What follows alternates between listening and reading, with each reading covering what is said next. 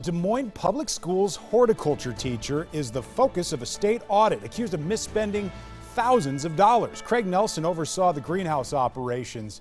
He's accused of misspending more than $19,000, possibly more. We may never know the exact amount because it's so hard to track exactly where that money came from and went to. Joining us now to talk about it, we have the state auditor, Rob Sand. Your investigators pinned this down at the request of Des Moines Public Schools. Is that right? Yes. They asked you to come in and look into this. That's right, it's fairly typical.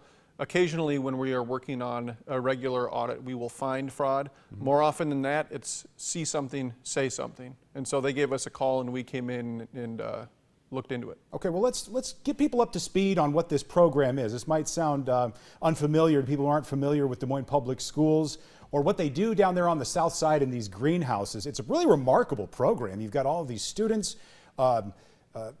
curating and cultivating these plants, and then they have a big plant sale every year. People come in, they buy up hanging baskets, things to plant in their own yards, and this thing raises a ton of money, Rob. Yeah, that's right. It raises tens of thousands of dollars every year. And it's a neat program. Good opportunity for students to see if they have a green thumb or maybe develop one. Problem with that is the teacher in this case, Mr.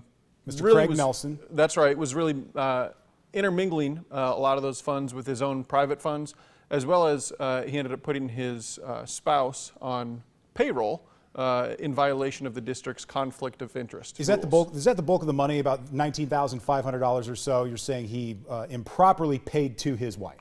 That's right. There's about $19,000 involved overall, and about 18 of that was improper payments to his wife. Now, we're also talking about international travel with these students and money that was going into his personal bank account.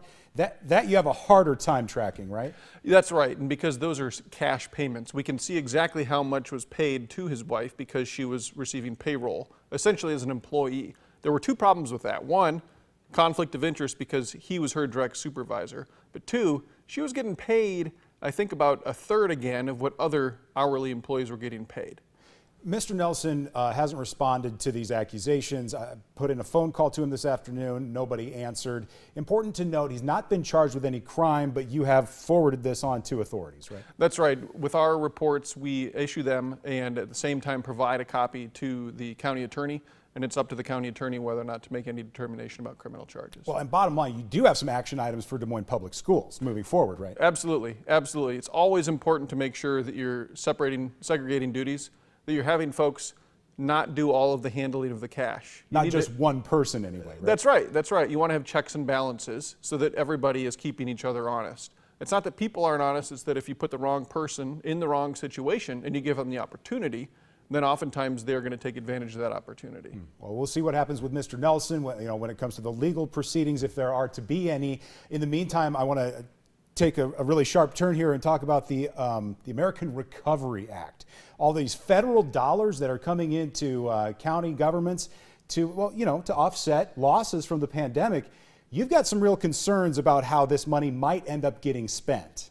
Absolutely. We are working hard in our office to work with cities and counties, as well as anyone else receiving these funds, to make sure they're spent in a way that's compliant with the law. The problem is, if they spend it in a way that isn't, they might have to pay it back, and then taxpayers in Iowa would then be on the hook for that. That could be a real mess. Yeah, it could be. And so that's why what we've done is we've teamed up with the Iowa State Association of Counties, the League of Cities, as well as other entities to try to answer as many questions as possible and try to make that guidance available to cities and counties on our website. It sounds like you're saying know the rules. Be certain you know the rules before you start writing the checks. That's right. Okay. And if it's not clear, ask a question. Gotcha. He's the state auditor, Rob Sand. Thanks for being on the program once again. We're back with more on the News at 4 right after this.